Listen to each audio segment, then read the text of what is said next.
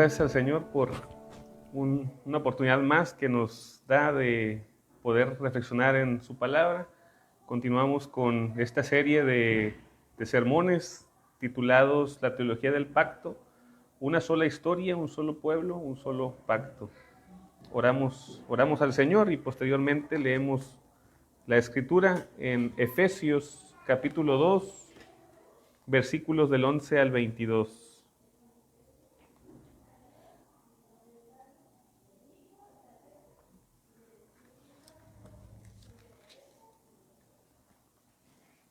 Oramos. Padre, en esta mañana, Señor, invocamos tu nombre nuevamente, Señor, para rogar que tengas misericordia de nosotros, Señor, y que abras nuestros corazones para recibir tu palabra, nuestro entendimiento también, Señor, para que podamos comprender de lo más sencillo, Padre, a lo más complicado. Y, Señor, también disposición para que podamos meditar en nuestros corazones cada una de las sentencias que hoy, Señor, conforme a tu palabra, serán explicadas. Y, Señor, te pedimos que sean gratos los dichos de mi boca y las meditaciones de nuestros corazones delante de ti, oh Dios, roca nuestra y redentor nuestro. Amén. Entonces vamos a Efesios, hermanos. Efesios 2, del 11 al 22.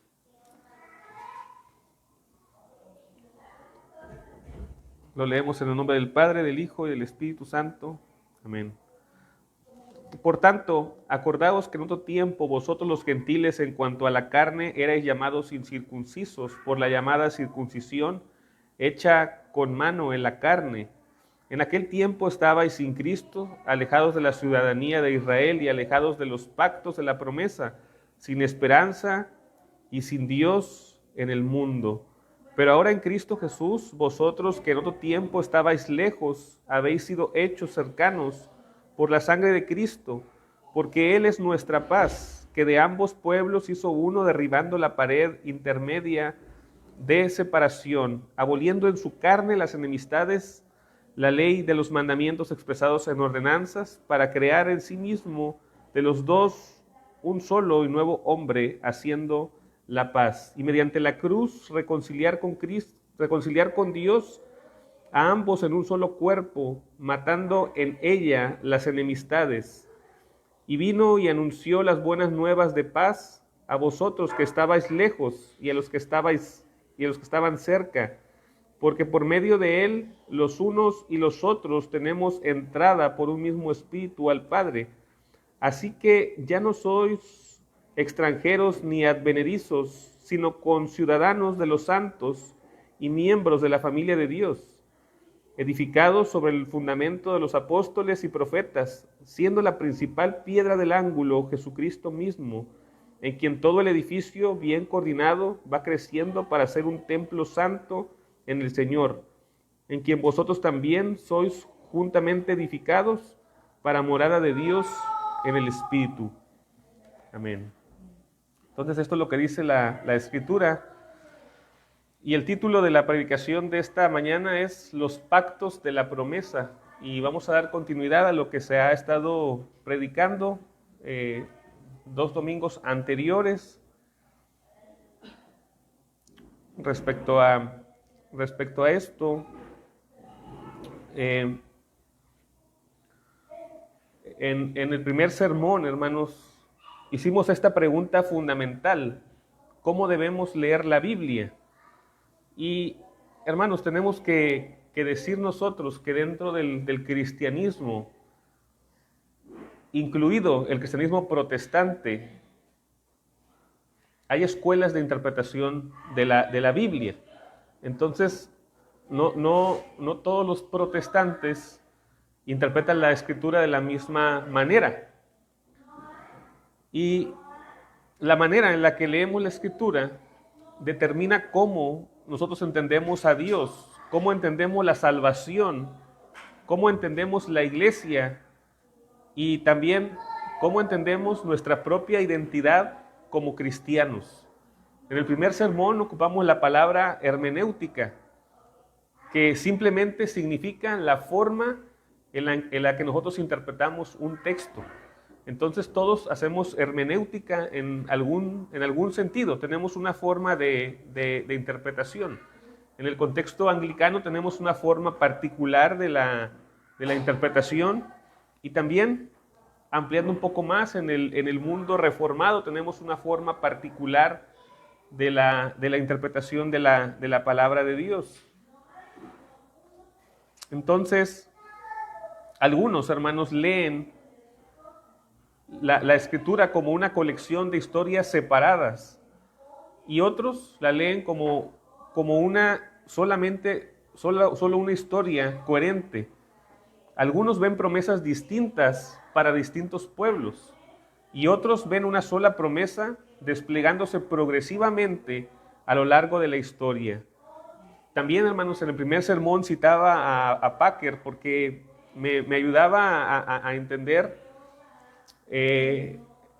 este pensamiento, ya que él dijo que la teología del pacto no es un sistema teológico únicamente, sino es una forma de leer la Biblia. Es decir, que no es algo que le imponemos al texto, sino que es la forma en la que vamos nosotros entendiendo el texto. Es simplemente leer la Biblia con una sola historia de la obra redentora de Dios. Y también veíamos, por ejemplo, en los artículos de la Iglesia Anglicana, el artículo 7 afirma que el Antiguo Testamento no es contrario al Nuevo. Entonces, aunque sí la Biblia nosotros la hemos ordenado de esta manera canónicamente, vemos que no hay una contradicción entre el Antiguo Testamento y el Nuevo, sino una afirmación de la misma. Igual también mencionaba acerca de la organización que tiene el calendario litúrgico, en la cual nosotros desplegamos la historia de la iglesia, porque alguna de las críticas que hay hacia el anglicanismo es por qué ustedes tienen un calendario litúrgico. Y esto es porque el calendario litúrgico está ordenado conforme la teología del pacto. Es decir, presenta un adviento, una Navidad, una Epifanía, una Cuaresma en el tiempo que estamos ahorita, una Pascua y un Pentecostés, que hace el desarrollo teológico de toda la historia de la redención. Entonces no está allí únicamente para que nosotros tengamos simplemente el hecho de ordenar o mantener ciertas tradiciones dentro de la iglesia, sino porque tiene un trasfondo teológico, y es por eso que se ha conservado dentro de la iglesia. Y muchas cosas, o puedo decir todas las cosas que están ordenadas en el libro de oración común, tienen este propósito, un trasfondo teológico, o tienen simplemente un orden en el cual expresamos nosotros la adoración a Dios. Anteriormente ya tuvimos esta serie llamada también en el que hablamos acerca del culto regulado por la palabra, el principio regulador. Entonces, vamos hacia lo mismo, hacia el mismo punto, que la Biblia tiene que regular todas las cosas, y todo aquello que nosotros tenemos, cualquier material que tengamos, sean confesiones de fe, catecismos, y el propio libro de oración común, debe tener este enfoque de llevarnos a la Biblia u ordenar las cosas para el entendimiento del pueblo. Entonces, nuestra liturgia misma propone esta verdad sencilla. La Biblia es una sola historia que culmina en Cristo. Y por eso esta serie está titulada de esta manera: una sola historia, un solo pueblo, un solo pacto. Ahora, en los sermones anteriores, o en el sermón anterior particularmente, vimos que se nos predicó acerca del pacto de redención, que es el acuerdo eterno dentro de la Trinidad por el cual el Padre envía al Hijo para redimir al pueblo, y el Espíritu aplica la obra al corazón de los creyentes. Después también veíamos lo que conocemos como el pacto de obras, establecido con Adán en el principio, donde la vida estaba prometida a base de la obediencia perfecta. Pero cuando Adán cae en pecado, este pacto es quebrantado. Sin embargo, también la historia bíblica no termina en la caída. Dios revela inmediatamente la nueva esperanza del pacto de gracia. El pacto de gracia es el propósito misericordioso de Dios de salvar a los pecadores mediante Jesucristo. Pero este pacto no aparece plenamente desarrollado en el primer momento, sino que se despliega progresivamente en toda la historia de la palabra de Dios. No sé si recuerdan, hermanos, que les preguntaba en la primera predicación, ¿qué es el Evangelio? Porque nosotros tendemos a resumir el Evangelio en una buena noticia o en el mensaje que da esperanza al hombre, etcétera. Pero si somos amplios, bueno, y no digo que eso esté mal, si somos amplios y más concretos, tenemos que decir que el Evangelio es la palabra de Dios. O sea, desde que empieza en Génesis hasta el Apocalipsis, eso es el Evangelio. Y la sistematización de ella no debe de aplastar o comprimir la palabra de Dios de algún modo, sino que simplemente le debe dar dirección. El pacto de gracia, entonces, es el propósito misericordioso de Dios de salvar a los pecadores mediante Jesucristo. Pero este pacto no aparece plenamente desarrollado, como les había comentado desde el primer momento. Se despliega la historia. Y precisamente de esto trata nuestro texto hoy. En la epístola que acabamos de leer en Efesios capítulo 2, el apóstol Pablo dice que los gentiles estaban alejados a los pactos de la promesa. Entonces hablamos aquí de un montón de pactos, pero tenemos que entenderlo en el orden teológico y también en el orden bíblico. Observe la expresión cuidadosamente. No dice simplemente el pacto, aquí dice los pactos. Es decir, encontramos varias administraciones históricas, pero una sola promesa redentora es lo que encontramos aquí. También algunos teólogos le llaman dispensaciones, pero no para referirse a dispensacionalismo, que es una doctrina diferente a lo que estamos tratando hoy día. El dispensacionalismo es un corte de historias que presentan particularmente un caso en especial. Para nosotros, el hecho de llamar pactos es el hecho del desglose de lo mismo.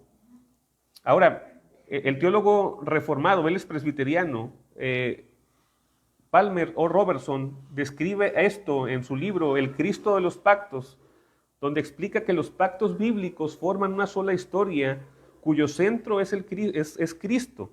Y bueno, no solamente porque lo diga O. Robertson, sino que la palabra de Dios aquí en la lectura de hoy encontramos lo mismo. Dice el pasaje, capítulo 2, versículo 16, dice, y mediante la cruz reconciliar con Dios a ambos en un solo cuerpo, matando en ella las enemistades. También dice que ya no somos extranjeros ni advenedizos, sino conciudadanos de los santos y miembros de la familia de Dios.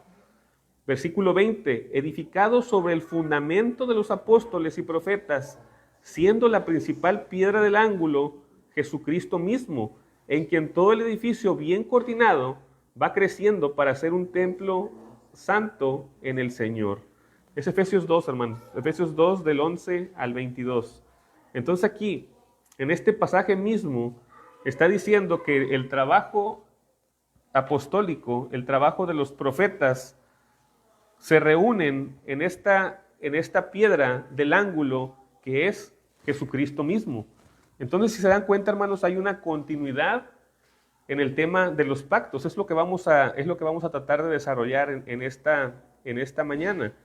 Entonces, los pactos en la Escritura no son diferentes, compitiendo entre sí. Son capítulos sucesivos de una misma historia de redención. Así le llamamos también algunas veces a la historia de la humanidad, le llamamos la historia de la redención, porque de hecho el propósito de que nosotros estemos y existamos en la historia es la redención del hombre. Porque yo sé que en todo momento los cristianos oran por la segunda venida de Cristo, pero el hecho es que la segunda venida de Cristo no se va a dar hasta que el número de los redimidos esté completa. Y a esto le llamamos historia de la redención. Y, por ejemplo, el teólogo anglicano J.I. Packer explica que la teología del pacto simplemente reconoce la unidad de la obra de Dios en toda la Escritura.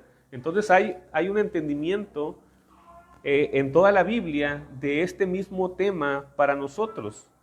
Y mucho antes también los padres de la iglesia predicaban esta unidad. Por ejemplo, San Agustín de Hipona dice: el Nuevo Testamento está oculto en el Antiguo y el Antiguo se revela en el Nuevo.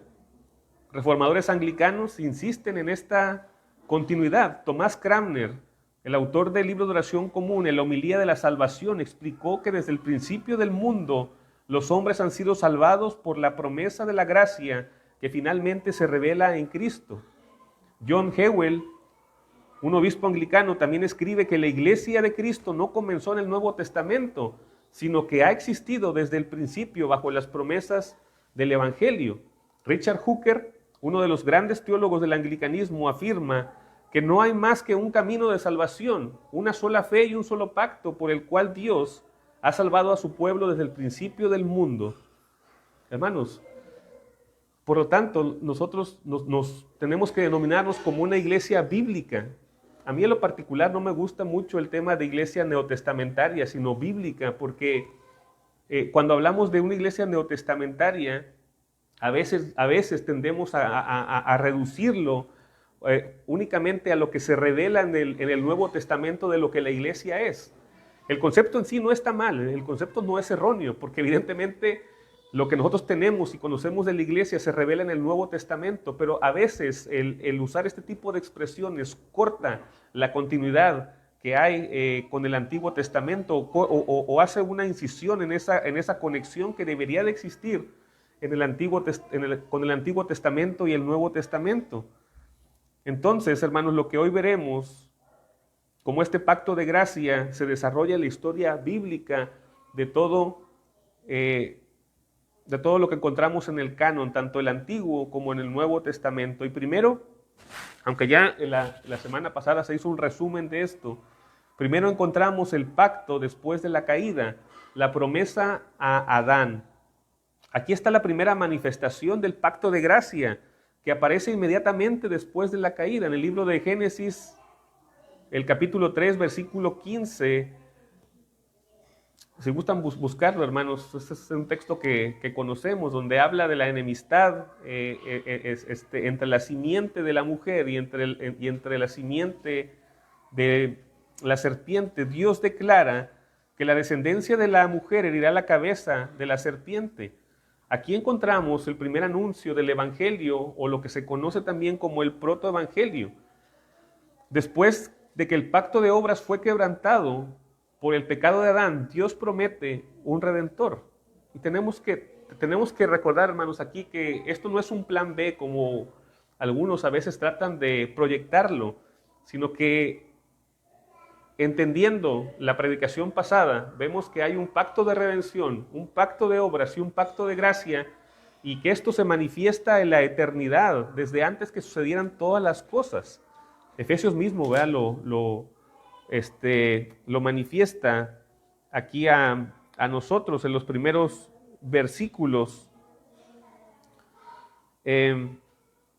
donde nos dice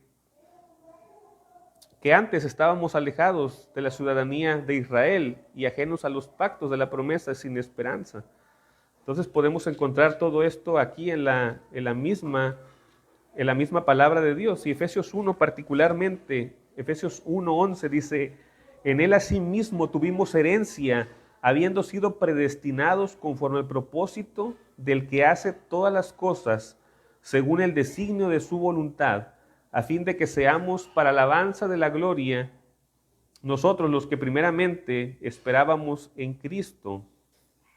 Entonces aquí habla que hay algo en la eternidad. O sea, no es un desconocimiento de Dios respecto a lo que iba de acontecer. Además, es algo que Dios ha marcado que acontezca de esta manera. Lo que sí ignoramos es, pues, por qué exactamente las cosas son así. Pero lo que sabemos pastoralmente es que esta es la mejor forma en la que pudieron ocurrir las cosas. Pero no es, pero no es por el hecho de que haya sido así, un mar de opciones, sino que Dios mismo las ha decretado de esta manera. J.C. Ryle observa que desde el Génesis hasta Apocalipsis, la Escritura presenta una sola historia, la obra de Cristo salvando pecadores. Aquí nace la esperanza del pacto. Desde el mismo momento de la caída, Dios no abandona a su creación, anuncia que la serpiente no tendrá la última palabra. Entonces podemos ver esto, podemos ver que el hecho de la caída no anula el plan de salvación de Dios, que es eterno, sino que empieza a revelarse hacia el hombre la esperanza, ¿no? Ya se nos había dicho un poco también de esto en la semana pasada, es que el hombre pues tenía que morir, ¿verdad? Y de hecho es que el hombre muere, pero el hombre no ha sido diseñado para la muerte, ¿no? Algunos tratan de explicarlo como la sentencia de muerte en algunos países, en el que una persona es declarada muerta desde los tribunales, pero no inmediatamente se ejecuta el acto, sino que pueden pasar algunos días, semanas o meses, pero al final esta persona ya está muerta legalmente. Lo mismo sucede con el hombre. El hombre está muerto legalmente y lo único que le queda es que al final muera, no solamente físicamente, sino espiritualmente. En segundo lugar, encontramos el pacto con Noé, la preservación de la historia de la redención. Y este paso ocurre después del diluvio. En el libro del Génesis, en el capítulo 9, Dios establece un pacto con Noé. Dios promete que la tierra continuaría y que las estaciones permanecerían y que la vida humana seguiría. La señal del pacto es el arco iris aquí en este caso, ¿verdad? En la historia anterior vemos que hay un derramamiento de sangre porque hay animales que son sacrificados para cubrir la vergüenza del hombre, pero aquí encontramos que la señal del pacto es el arco iris. Este pacto asegura que la historia continúe para que el plan de redención se cumpla. En otras palabras, Dios preserva al mundo para llevarlo delante del pacto de gracia. El pacto con Noé garantiza que la historia no terminará prematuramente. Y hoy, hermanos, vivimos en una época en la que constantemente escuchamos predicciones sobre el fin del mundo. Por ejemplo, algunos hablan hoy del calentamiento global como si fuera inevitable para el exterminio de la vida humana. Otros temen a una catástrofe nuclear. Otros hablan del colapso ecológico del planeta. Y cada generación tiene sus propios escenarios apocalípticos. Hermanos, yo no sé, cuando ustedes eran niños, si a ustedes les atormentaba alguna noticia que era popular en sus tiempos y que decían, no, pues esto a mí me da miedo. O sea, por ejemplo, en mis tiempos, a mí me daba miedo mucho las enfermedades que había, porque se hablaba acerca del SIDA, o sea, como una enfermedad sin control, y que no necesariamente la adquirías por la promiscuidad, sino que se hablaba de personas que traían jeringas y que te inyectaban y cosas de ese tipo, ¿no? Y también crecí bajo una influencia muy marcada sobre el tema de los extraterrestres. Y a mí me daba miedo, o sea, que los extraterrestres me capturaran y me llevaran a otro planeta o hicieran experimentos conmigo, ¿verdad? Entonces, en todas las eras, en todas las edades, siempre hay noticias que causan pánico a veces en la sociedad. Ya más adelante, por ejemplo, no sé si ustedes se acuerdan del chupacabras, que también eso llegó a causar pánico en la sociedad. Que bueno, era una mentira, al final resultó que era una mentira. Pero el asunto, hermanos, es que se habla acerca de destrucción inminente para el hombre, pero la Escritura nos recuerda algo fundamental. La historia del mundo no está gobernada por el azar, sino por el pacto de Dios. El pacto con Noé nos asegura que Dios preservará la creación hasta que su plan de redención llegue a su cumplimiento. Y esto no significa que no va a haber problemas reales en el mundo. O sea, yo no estoy diciendo aquí que el tema del calentamiento global es falso. No estoy diciendo que esas cosas no ocurran o que debemos ser descuidados con la naturaleza o que debemos de ser antiecológicos. O sea, no estoy diciendo eso. Lo que estoy diciendo es que Dios tiene el control de todas las cosas. Por ejemplo, hermanos, hace algunas décadas se decía que el agujero de la capa de ozono sería irreversible y que el planeta sufriría consecuencias catastróficas. Sin embargo, con el tiempo se han implementado cambios globales y los científicos hoy han observado una recuperación significativa de la capa de ozono. Lo que parecía un desastre inevitable ha comenzado a revertirse. Y la historia está llena de ejemplos similares. En distintos momentos la humanidad ha pensado en el colapso, que el colapso global sería inevitable, pero el pacto con Noé nos recuerda una verdad más profunda que Dios ha declarado. Mientras la tierra permanezca, no cesará la sementera y la siega, el frío y el calor, el verano y el invierno, el día y la noche. Génesis 8:22. Y no es cierto que esto siempre ocurre. Siempre ocurre, no deja de ocurrir ninguno de estos. Bueno, hoy día tenemos un campo de investigación mucho más amplio, ¿no? El por qué suceden ciertas cosas, por qué hay etapas y periodos de calor más altos y periodos y etapas de calor más bajos. Y resulta que todo esto no solamente se debe a la contaminación o al cambio climático, sino también todo esto se refiere a que el mundo está estructurado de esta manera y que el mundo funciona así, que inclusive la tecnología que tenemos hoy día nosotros, como todo lo que es inalámbrico y parece mágico, pues funciona sobre el mismo ambiente que Dios ha diseñado. No hay ninguna cosa que no funcione sobre el mundo que Dios ha creado, inclusive a lo que nosotros no vemos. Entonces, la creación va a continuar existiendo porque Dios sostiene su pacto. La historia no terminará por accidente. La historia terminará cuando Dios complete su plan de redención en Cristo. Hasta ese día, el pacto con Noé garantiza que el escenario de la historia seguirá en pie para que el Evangelio alcance todas las naciones. Dios va a preservar la creación para que la promesa hecha en el Edén llegue a su cumplimiento.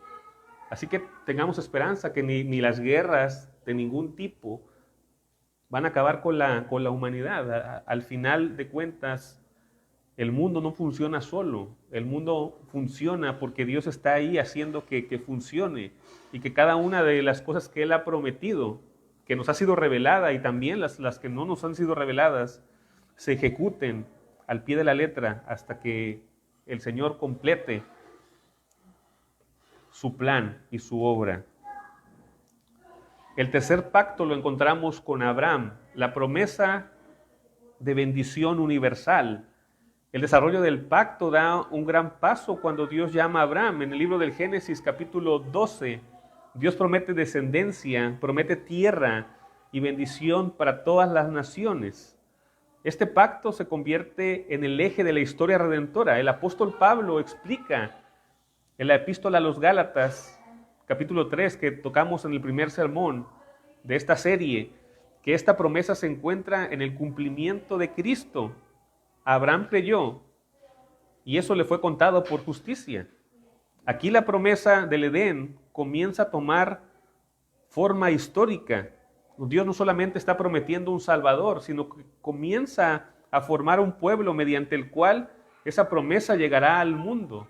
Entonces establece un canal para que se distribuya la promesa que Dios le ha dado al hombre desde el principio, desde que el hombre erró, desde que el hombre pecó. Esta promesa no solamente ha quedado en el aire, sino que Dios mismo ha trazado una vía para que la promesa llegue y sea efectiva en los redimidos. Debemos notar algo importante, hermanos. El medio por el cual los hombres participan de esta promesa siempre ha sido la fe. Y aquí cabe recalcar esto, hermanos, porque a veces pensamos que hay una diferencia en el modo en el que Dios administra el evangelio a los hombres, pero Adán tuvo que creer la promesa de Dios cuando escuchó que la descendencia de la mujer vencería a la descendencia de la serpiente. Desde ahí inicia la fe. Él tuvo que haber creído, porque si él hubiera dicho, no, pues es mentira lo que me estás diciendo, la promesa se hubiese perdido. Y Noé también creyó. La palabra de Dios nos dice que cuando construyó el arca lo hizo por fe, porque ni siquiera llovía como llueve hoy día. El acto del rocío de la tierra era diferente, pero por la fe también obedece Noé haciendo esta arca, viendo cosas que aún no se veían en su tiempo. Y cuando llegamos a Abraham, la Escritura declara esta verdad con una claridad extraordinaria. Ahí en Gálatas 3:6, que ya leímos en el primer sermón, Abraham creyó a Dios y le fue contado por justicia. Aquí la Biblia hace explícito lo que siempre ha sido cierto. La relación del hombre con Dios siempre ha sido por gracia recibida mediante la fe. Y esta consecuencia, esta idea, es algo que también los padres de la iglesia ya reconocían. Este hecho de la continuidad que hoy estamos explicando, Ireneo de León en el siglo II explicó que desde el principio Dios ha estado guiando la historia hacia Cristo y que los patriarcas fueron justificados por la misma fe que sostiene hoy a los cristianos. San Agustín de Hipona afirma que los santos del Antiguo Testamento pertenecían al mismo pueblo de Dios que la iglesia, porque todos fueron salvados por la misma gracia. Él lo escribe de la siguiente manera: los antiguos padres fueron salvados por la misma fe en Cristo que ahora salva a los cristianos. En otras palabras, Abraham no descubre un nuevo camino de salvación. Abraham confirma públicamente lo que ha sido siempre verdad en el pacto de gracia. La fe que sostuvo a Adán, la fe que sostuvo a Noé es la misma que vemos claramente en Abraham, pero marcada específicamente. Y esta fe, como le explica el apóstol Pablo, finalmente apunta a Cristo. La fe de Abraham miraba hacia adelante al Redentor prometido. Nuestra fe mira hacia atrás al Redentor que ya vino, pero es el mismo Cristo quien salva a ambos. Dios no solamente promete un Salvador, sino que otorga una descendencia mediante la cual las naciones serán bendecidas. En cuarto lugar encontramos el pacto sinaítico, el pacto en Sinaí, la formación de un pueblo que resguarda este pacto, la ley de Dios. Después del Éxodo es cuando Dios establece su pacto con Israel en el Sinaí. Lo vemos desde el capítulo 19 al 24, todo este resumen de lo que el pueblo de Dios es y cuál es la tarea que tenía este pueblo. Israel, el Israel físico. Aquí Dios forma a Israel como una nación santa, un prototipo también para la iglesia de hoy. Les da la ley, les da el tabernáculo, les da el sistema sacrificial. Y sin embargo, este pacto no es un pacto alternativo a la salvación. La ley funciona como un tutor que conduce a un pueblo hacia Cristo. La ley revela el carácter santo de Dios y la incapacidad del hombre. La ley prepara el pueblo para comprender sus necesidades de un redentor. Pero debemos entender algo muy importante. La ley, hermanos, no fue dada como una carga cruel, sino como una gracia de Dios para su pueblo. Dios no dejó a su pueblo a oscuras respecto al bien y el mal, porque hubo periodos en donde la gente hacía lo que bien le parecía. Si le parecía bien, pues lo hacía. Si le parecía malo, no lo hacían. Pero entonces Dios clarifica también esto, o sea, va clarificando todas las cosas y va cubriendo todas las necesidades del mundo. Y en este punto de la historia, cuando el pueblo ya es grande y cuando los pensamientos suelen ser distintos, como decimos hoy día, cada cabeza es un mundo. Lo es, pero la Escritura debe regular nuestras inclinaciones, porque regularmente siempre van hacia lo malo o hacia esquivar la forma en que Dios ha establecido que deban de funcionar las cosas. Entonces, les da su ley para mostrarles con claridad el camino de la vida. En un mundo marcado por el pecado, donde la conciencia humana puede confundirse, la ley de Dios actúa como una luz. Y el salmista lo expresa en el Salmo 119, 105 de esta manera: lámpara es a mis pies tu palabra y lumbrera a mi camino. Entonces, podemos encontrar lo rico y valioso que la ley ha sido para el pueblo de Dios, y lo es aún hoy para nosotros. La ley no ha quedado suprimida.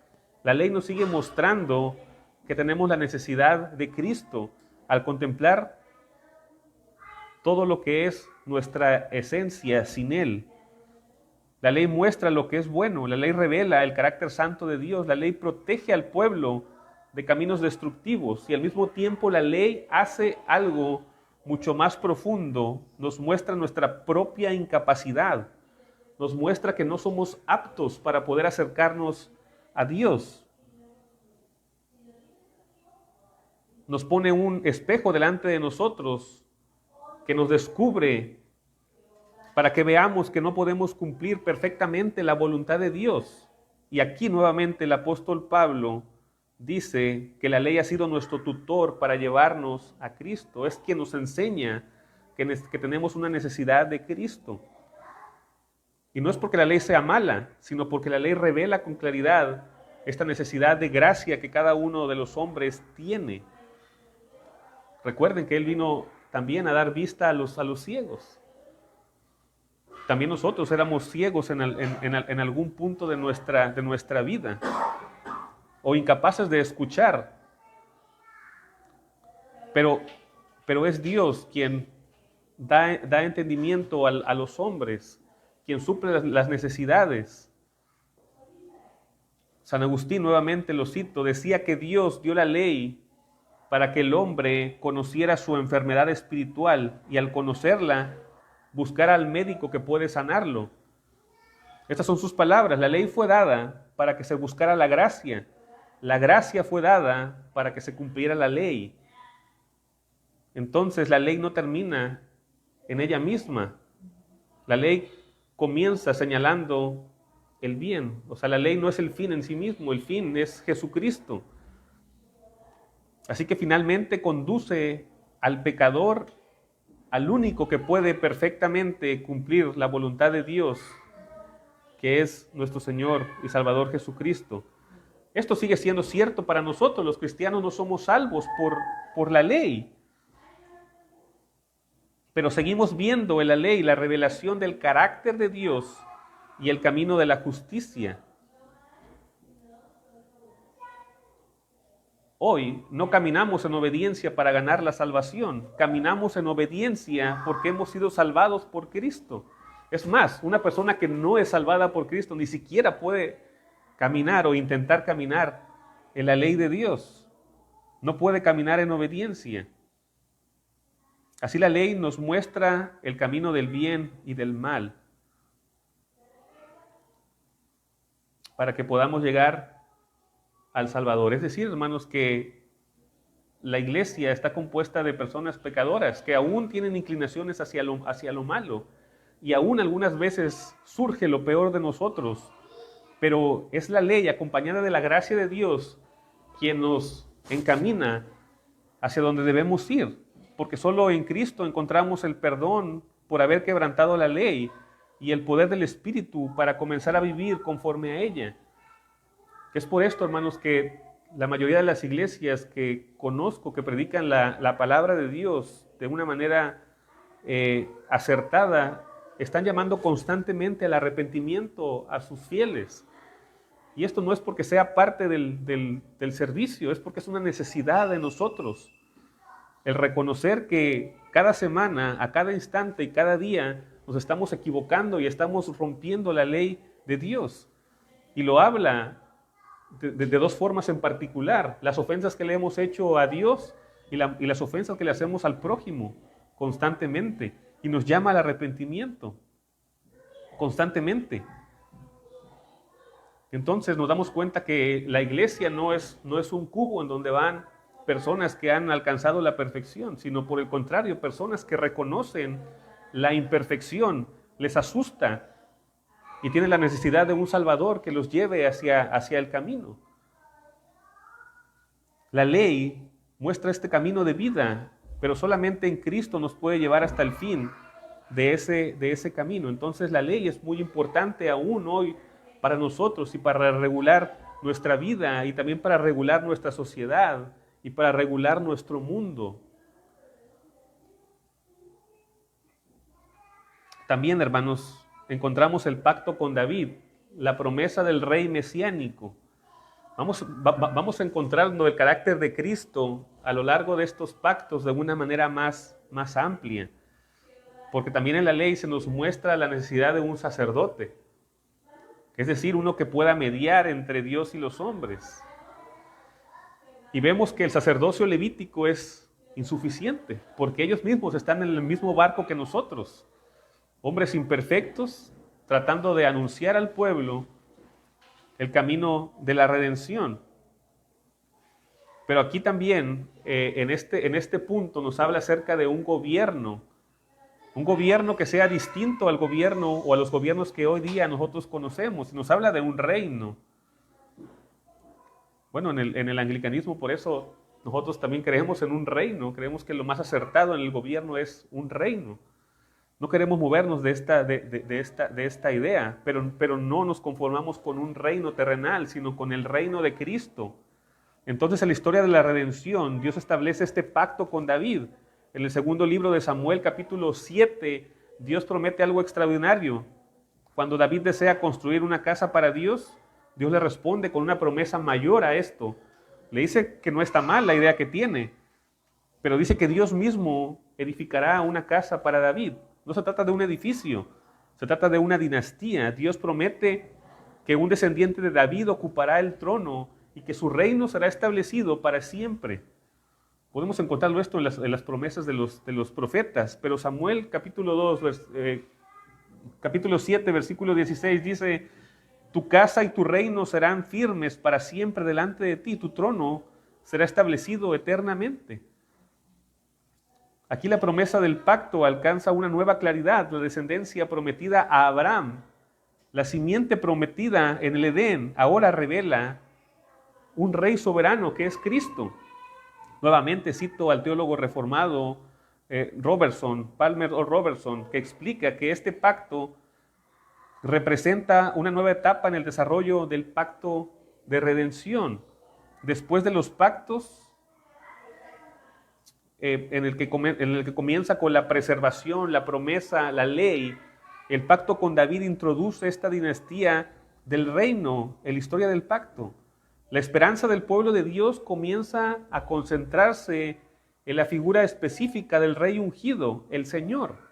Los profetas del Antiguo Testamento desarrollan esta esperanza. Isaías habla de un hijo que gobernará sobre el trono de David. Jeremías anuncia un renuevo justo que reinará con justicia. Ezequiel habla de un pastor davídico que gobernará al pueblo de Dios. Y los salmos celebran repetidamente al rey que Dios ha establecido sobre Sión.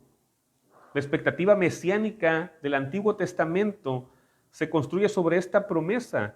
El pueblo comienza a esperar al Hijo de David. Por eso, cuando llegamos al Nuevo Testamento, vemos algo notable. Uno de los títulos más comunes que Jesucristo recibe precisamente es este: Hijo de David. Los ciegos lo llaman así, las multitudes lo llaman así. Incluso en su entrada que leímos hoy a Jerusalén, dice: Hosana al Hijo de David. El Nuevo Testamento identifica claramente a Jesús con el cumplimiento de la promesa hecha a David. El ángel le dice a María: el Señor Dios le dará el trono de David su padre y reinará sobre la casa de Jacob para siempre. Lucas 1, del 32 al 33. Aquí la promesa adquiere forma real. El Redentor prometido no solamente es un maestro, no solamente es un profeta, no solamente es un sacrificio. El Redentor prometido es un rey. Y su reino no es temporal, este reino es eterno. Entonces aquí encontramos esta promesa que es dada a David. Y al final, hermanos, tenemos que desembocar en el nuevo pacto. En el nuevo pacto, que es el cumplimiento final de estos pactos o estas promesas. En Jeremías, Dios promete escribir su ley en el corazón de su pueblo y perdonar sus pecados. También leímos hoy parte de eso, en las lecturas que correspondían a las lecciones. Este pacto sería diferente en su administración, no porque el propósito de Dios cambiara, sino porque la obra de redención alcanzaría su cumplimiento definitivo. Jesús declara el cumplimiento de esta promesa cuando dice que su sangre es la sangre del nuevo pacto. En la última cena, nuestro Señor toma la copa y dice, esta copa es el nuevo pacto en mi sangre. Con estas palabras, Jesús declara que su muerte inaugura la realidad prometida por los profetas. Y el autor de la epístola a los Hebreos afirma que Cristo es el mediador de este pacto que es mejor. No solamente está anunciando el nuevo pacto, lo establece en su propia sangre. Todas las promesas convergen aquí. El pacto de gracia alcanza su cumplimiento pleno en la persona y obra de Jesucristo. De esto los reformadores ingleses entendieron que el nuevo pacto no introduce un plan de salvación distinto, sino que revela con claridad lo que Dios había prometido desde el principio. Thomas Cranmer, en su homilía de la salvación, explica lo siguiente, que la justificación siempre ha sido por la misericordia de Dios, recibida por la fe en Cristo. En sus palabras, todos los santos de la antigüedad fueron salvados por la misma promesa que ahora vemos cumplida en el Evangelio. John Hewell, otro obispo, enseña que la diferencia entre el antiguo y el nuevo pacto no es la forma de salvación, sino la claridad de la revelación. Aquí encontramos esta doctrina que también llamamos revelación progresiva. Y ojo, también no confundirla con la revelación progresiva de los testigos de Jehová. Cuando nosotros hablamos de la revelación progresiva, nos referimos a la revelación progresiva en las Escrituras y no fuera de ellas. Porque hay una doctrina que los unitarios llaman revelación progresiva, pero que está fuera de las Escrituras. Ellos dicen que de algún modo Dios está revelando cosas mayores y más grandes, pero fuera de las Escrituras, a través de sus propios líderes religiosos. Nosotros cuando decimos que hay una revelación progresiva, nos referimos a este hecho de que Dios está revelando de manera más plena y más clara a través de toda la Biblia. Entonces, pues podemos ver, por ejemplo, Hebreos capítulo 1, Dios habiendo hablado muchas veces y de muchas maneras en otro tiempo por los padres a los profetas, en estos postreros días nos ha hablado por el Hijo, a quien constituyó heredero de todo y por quien asimismo hizo el universo. Entonces, a esto nos referimos cuando hablamos de esta revelación progresiva. Porque el Evangelio estaba presente desde el principio, pero en el nuevo pacto se manifiesta con mayor luz y plenitud. Hooker, otro de los grandes teólogos del anglicanismo clásico, expresa lo siguiente: no hay más que un camino de salvación para todos los hombres desde el principio hasta el fin del mundo, Jesucristo. Y después de muchos siglos, otro teólogo anglicano llamado James Emmett Packer resume esta misma convicción diciendo que el nuevo pacto no reemplaza el propósito anterior de Dios, sino que revela su cumplimiento perfecto en Cristo. Por esto, hermanos, es que el nuevo pacto no es una historia diferente, es el clímax de la misma historia. La promesa hecha en el Edén, preservada en el pacto con Noé, revelada a Abraham, administrada bajo Moisés, confirmada en el trono de David, encuentra su cumplimiento en Jesucristo. En él, todas las promesas de Dios son sí, para siempre.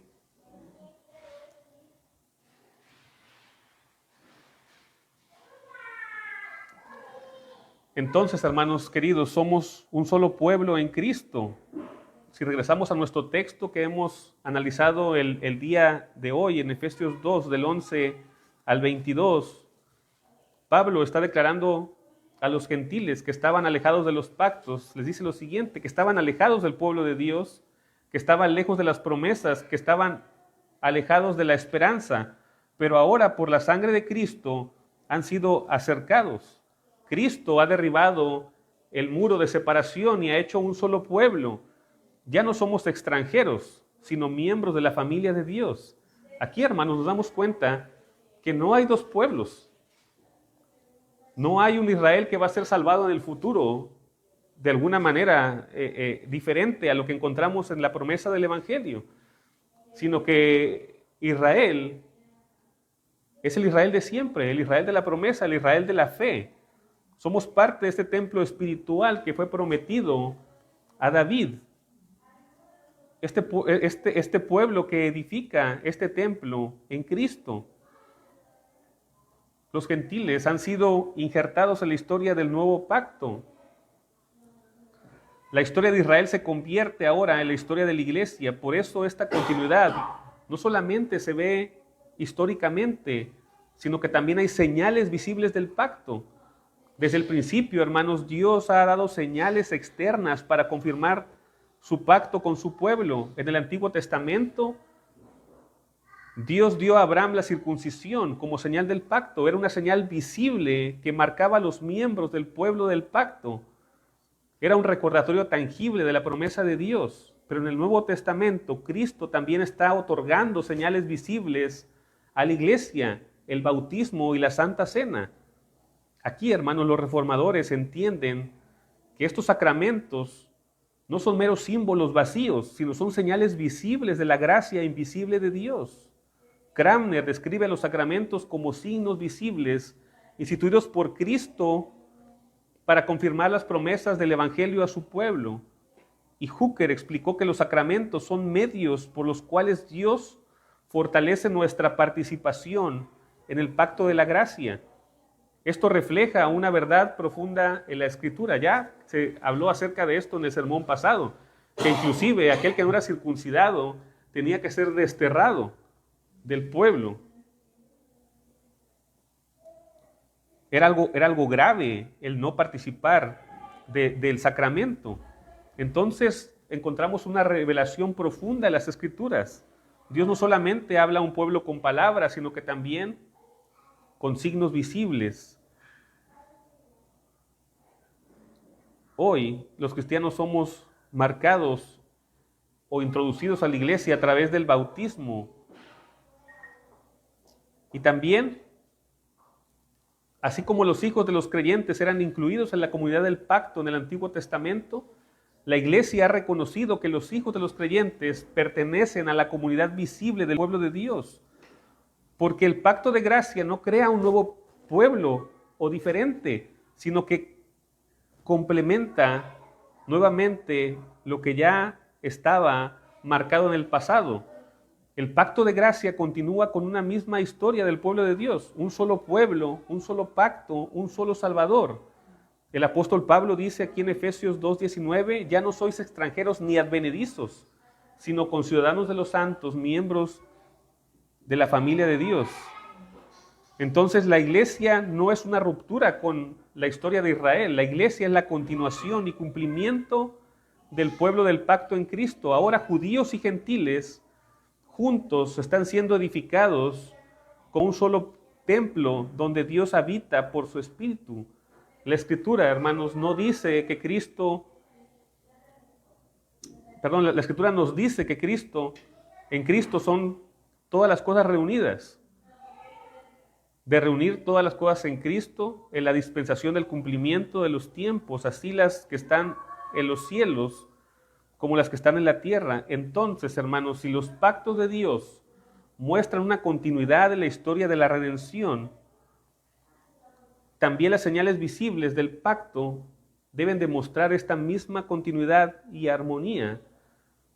El mismo Dios que puso su señal sobre Abraham, ahora da su nombre sobre la iglesia. Entonces debe de haber esta continuidad e incluso, hermanos, debe de ser más amplia como en todos los pactos. Los pactos están ampliando las cosas, no reduciendo.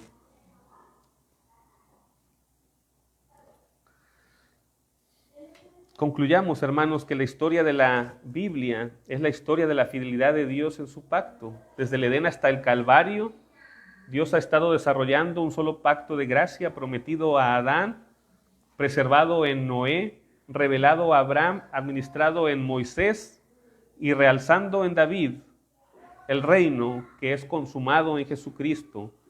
A Adán Dios le dio la victoria sobre la serpiente. A Noé le aseguró la preservación del mundo. A Abraham le prometió una descendencia y bendición para todas las naciones. A Moisés, de él formó un pueblo santo. A David le prometió un trono eterno. Y en Cristo todas estas promesas convergen y se cumplen. Podemos imaginar la historia de la redención como un gran río. En el Edén nace un pequeño manantial de promesa. Con Noé el río continúa fluyendo. Con Abraham se vuelve más ancho este río. Con Moisés se hace una nación. Con David se convierte en un reino y finalmente en Cristo este río desemboca en el océano infinito de la gracia. Por eso Pablo concluye diciendo que Cristo es la piedra angular del templo de Dios. En él todas las promesas de Dios son sí y para siempre. A él sea la gloria por siempre. Amén. Oremos. Señor, gracias te damos por tu palabra.